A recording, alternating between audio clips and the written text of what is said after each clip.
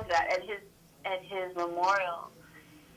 I kept saying, God, James would love this if he were here. It was so rich with performances and with music and dance and poetry, and it was so rich and vibrant and beautiful with so much art, because he was really an artist and loved the art. And I think that affected me. I'd like to think it did, of wanting to surround myself and kind of luxuriate in the arts in that way, and in things that excite and stimulate me. Just kind of really just love and bask in those things. He was really good at that. He also was very, very into Black history, and I know that he had a huge influence on me getting into what I ended up getting into later, which was Black history with Sweet Blackberry, my organization. Indeed. Syndicated TV show versus the big screen. Which is your preference and why? What do I prefer to do? Right. It depends, because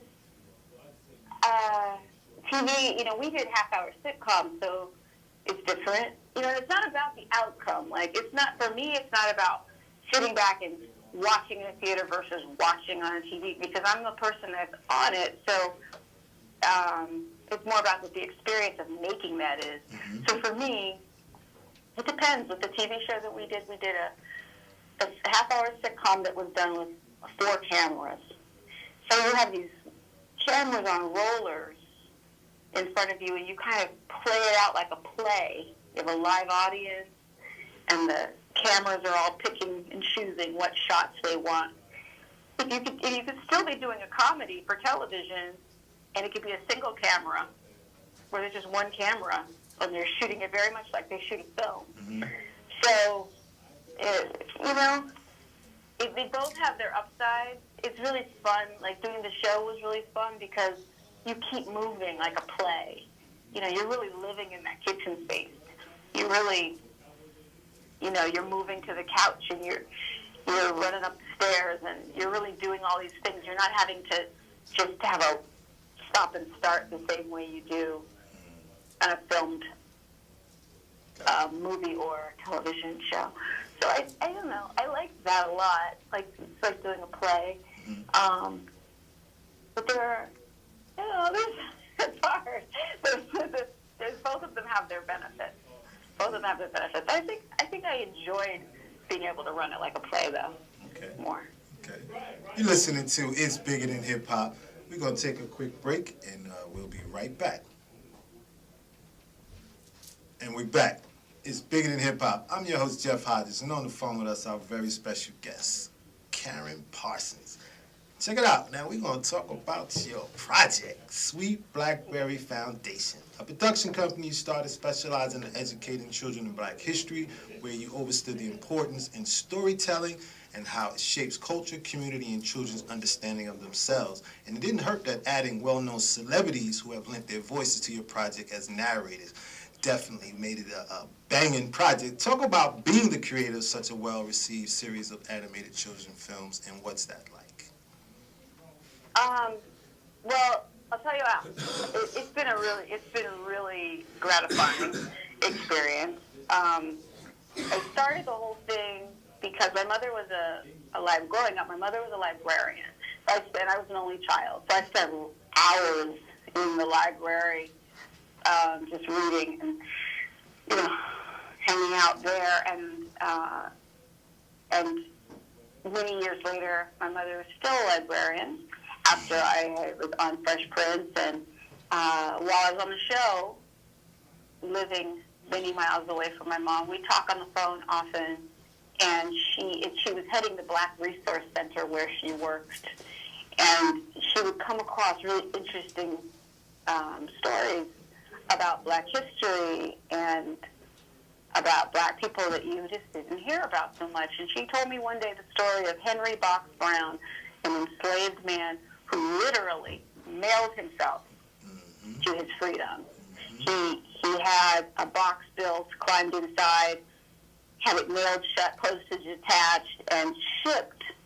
Had this box that he was in shipped from Virginia to Philadelphia, Pennsylvania.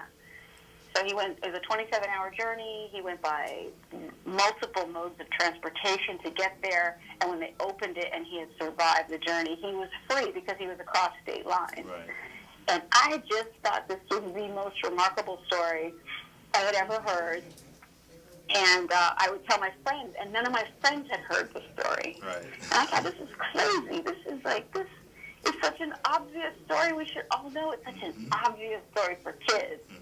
You know, and I thought, oh, this should be a book, a picture book. You know, it's a man in a box and the whole mystery and it's, you know, the secret and then the triumph.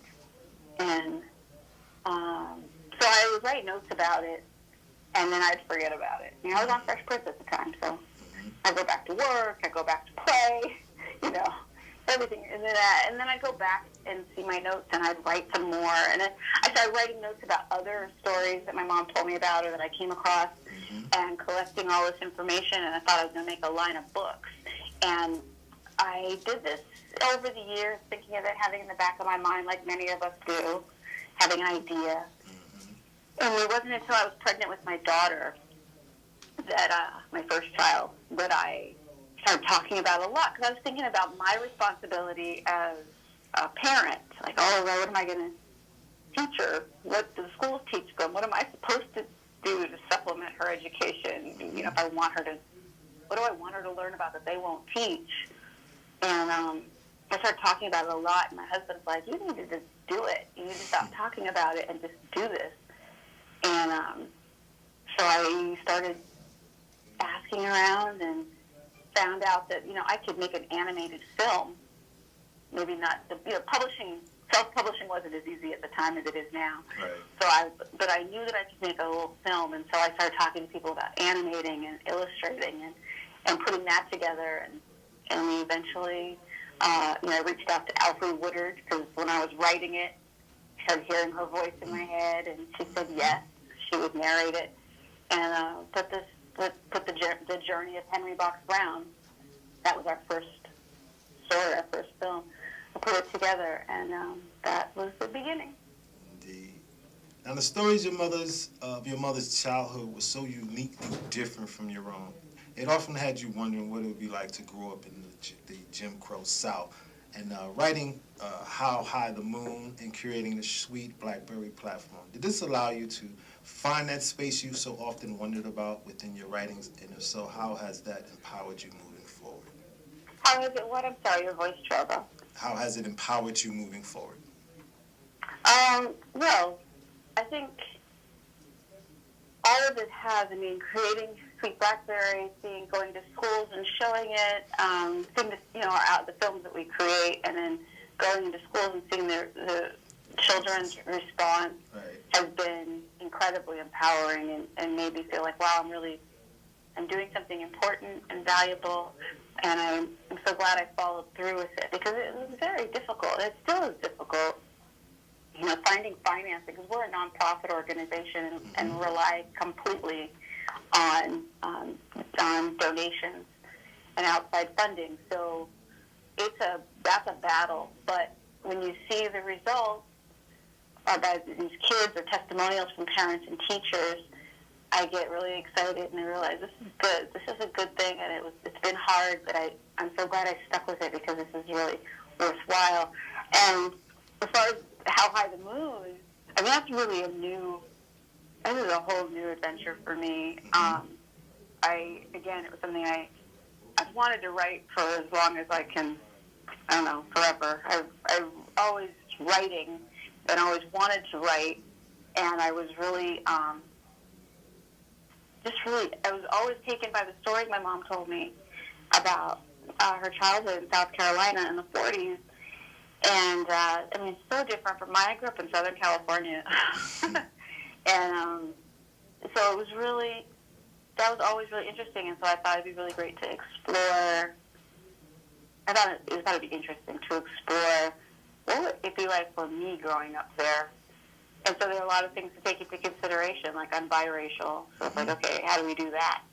How that look? How might that look?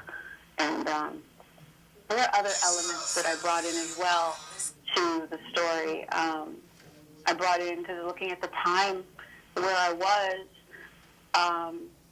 George Stinney Jr. Lived not that far, grew up not that far away from my mother in that area of South Carolina. And George Stinney Jr., for people who don't know, was the youngest person in the United States ever executed. Yeah. He was only 14 years old when he was executed for, was accused of and executed for murdering 2 young girls. And many years later, after he was long gone, he was exonerated. They found that the whole trial was a sham. Right. You know, he didn't have parental guidance with him speaking to the authorities. He didn't have a lawyer. He didn't have anything. And they pinned these murders on him and executed him. And so in the story, How High the Moon, there's a protagonist based on myself, my mother, and some other people. And then one of her friends is George Stinney Jr. And so we cross paths with George and his tragedy as well. Okay. How High the Moon, a beautifully written and deeply moving story about finding and fighting for your place in the world. Is this in any way, because you kind of alluded to it, art imitating life for you? And are we getting small glimpses into the life and journey? Then it definitely has parts of life that I recognize in it. Mm-hmm. So maybe in that way, say so. There are elements of my mother's childhood and my aunt's childhood in there. There are pieces of me in there. So yeah, there's always a little bit of life in there, I guess. What was the writing process like on How High the Moon? A lot of research. Doing a historical fiction book was interesting in that way.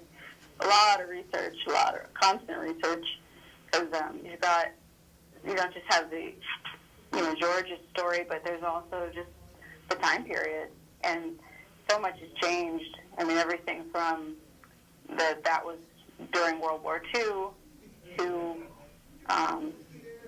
orange juice in a can. You know, like every little thing that you do and you talk about has a history that's likely very different from how we do it today and what's going on today. So that was really interesting, the research element. But it's really, I loved it. It's very freeing, and I like to explore and go into people's worlds and kind of go down a lane and let someone kind of take you and just get wrapped up in that time and what was maybe happening. I like the experience. I like writing a lot. Definitely shows. Congratulations on getting your streaming with the Afro Life TV. Talk about that and and how that all came about. You're welcome. Thank you. I'm sorry, did you ask me a question? Yeah, I said talk about that and how did that all come about? What, the book? No, the Afro Life streaming. Oh, Afro Life. Oh, okay, how it came about. Yeah. Congratulations. Afro Life, I met Alberto Marzan I met him at a panel, and he's the founder of Afro Life, and we got to talking, and I found out what he was doing, he heard what I was doing, and we said, we've got to work together, we've got to do something together, so we just, the timing was kind of perfect because Afro Life was going to launch soon, and they didn't have any kind of children's programming. And so, here's Sweet Blackberry, and I was really excited about Afro Life and then curating, really important works of color, right, and bringing those to an audience that was very receptive, and I wanted to be a part of it. So it was just a really perfect marriage, perfect timing. Mm-hmm. Also, congratulations on the Teachers Black History Conference where they chose your work for the Black History curriculum for the classrooms. Congratulations. Oh, thank you. You're very welcome. Thank you. It must feel really amazing to create something that you want to empower people with and to watch it take legs and just take off. Yeah, I have to say, it's that kind of, how scary it is.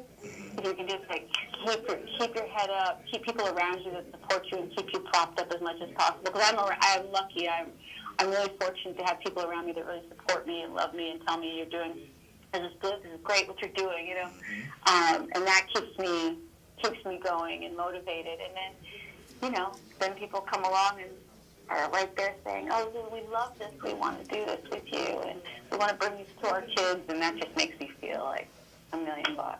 And I'm sure getting picked up by Netflix, congratulations on that one as well. Thank you. So are they going to carry all of these short films that you plan on putting out? Or? Netflix? Yes. Netflix has all 3 Sweet Blackberry films right now. We are currently in production.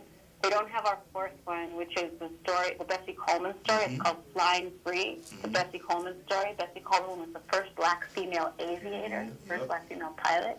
And Lawrence Fishburne did the narration on that. Lawrence has done his recording. The story is all written, of course, because he did his recording.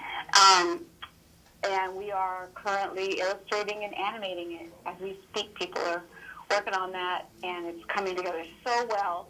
But that one does not have a home yet, but it will. I'm sure it's not complete yet. You're listening to It's Bigger Than Hip Hop. We got our very special guest, Karyn Parsons, on the phone. We're going to take a quick break and be right back. We're back. It's Bigger Than Hip Hop. On the phone with us is actor, author, writer, producer, Ms. Karyn Parsons, here talking about her new novel, How High the Moon. So, when it comes to character development, what was that process like for you? When it comes to character development, what? What was the process like for you when it comes to your character development? You're talking about with How High the Moon? Yes. Oh, how did that happen? I'm not sure. I think, I don't want to sound all touchy-feely, like, but I hear this, you hear this with authors, and I'm not trying to sound like anything, but they do kind of tell you. They start to kind of speak their own language. You put these characters in a room and you start to learn who they are. You can try to impose personalities on characters, but they often will surprise you too. Like I've had ideas of like this person's going to be this kind, this one's the kind of tough person, and this person says everything that they feel, and whatever. You think of things and you get them in situations, and they start to expose parts of themselves to you as you write. And then if you're paying attention and you love something, you go with it and you allow it. I found there was a character in the book that I hated him, and you do kind of hate him. And then something happened in the writing one point where I felt for him so much, and it surprised me, but it was great. It's like, oh, great, because people, people aren't just hateful. But people have more dimension. Most people have more dimension than just being hateful. And so it was beautiful, but it came out like a little bit more about this person. So I think just listening and writing a lot, and I did a lot of writing that no one will see as well. There are a lot of interactions and experiences that the characters had that nobody will see, but I know them, and they fueled who they are for me. They created their world, so that helps a lot. It's just writing a lot, living with them through the writing, but also just thinking about them. When I'm in the middle of writing, I see things that make me think of the characters often, or recognize traits, or someone will say something in my life, and it lodges itself someplace and then comes out in, somebody speaking in a piece in the story. It'll come out, and that line alone, one line could have a big part of shaping who someone's personality is, who a personality is. Definitely. Well, let all the listeners know where they can get your book, being it's going to drop in March. Well, the book is available right now for pre-order, Okay. all over, but Amazon, I believe BarnesandNoble.com, but definitely at Amazon.com. It's there, and it'll be coming out in March, first week of March. But pre-order is always a really good, helpful thing for the author. So if you intend on getting it, I would say go ahead and pre-order it. I'm really excited about it. It's been such a great experience for me, and really, it sounds corny, but it's true. It's been such a dream come true. I think when I got my deal with my publisher, I think was probably, I haven't had that kind of thrill and pure, just like insane excitement since I landed the role of Hillary. Those are two moments that were just kind of, I don't know, ridiculously good. Really good. Oh, that's what's up. Definitely thank you for stopping by. It's Bigger Than Hip Hop, and we wish you continued success. Definitely. Any closing remarks you'd like to share with our listeners before you go? I'd just say, please check out, like I said, if you're interested in getting the book at all, to check out Amazon for How High the Moon and pre-order if you can. But and to take a look at the story. I cover it in my book a little bit, but to maybe familiarize yourself with the story of George Stinney Jr. I want his life to be kind of honored. He had a very short life, and unjustly so. And also Sweet Blackberry, to check out sweetblackberry.org and see what we're up to, and if it's something that you're interested in helping with in any way, whether it's monetarily, or whether it's donating services, or just social media, telling friends about it, anything. Since, like I said, we're a nonprofit, we can, and we're on Instagram and Twitter and Facebook. But anything you can do to help get the word out about Sweet Blackberry is always really helpful to us, and hopefully our stories can be enlightening for you, for whoever checks us out, and the young people in their lives especially. So I would encourage people to take a look at what we're doing. Indeed. Again, we want to thank you for stopping by. It's Bigger Than Hip Hop, and continued success, Karyn Parsons. Thank you very much. Thank you. I appreciate it. Indeed. You're listening to It's Bigger Than Hip Hop. That's our very special guest, Karyn Parsons. We're going to take a quick break, and we'll be right back.